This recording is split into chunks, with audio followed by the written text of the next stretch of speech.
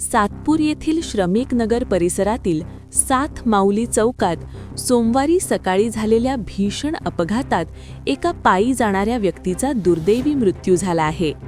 प्रताप पाटील, वय 46, राहणार 7 माऊली चौक, श्रमिक नगर, सातपूर. प्रताप पाटील हे पायी जात असताना आयसर ट्रकने त्यांना जोरदार धडक दिली. या धडकेत त्यांच्या डोक्याला तसेच हातपायांना गंभीर दुखापत झाली. अपघातानंतर जखमी अवस्थेत त्यांना तातडीने शासकीय रुग्णालयात दाखल करण्यात आले.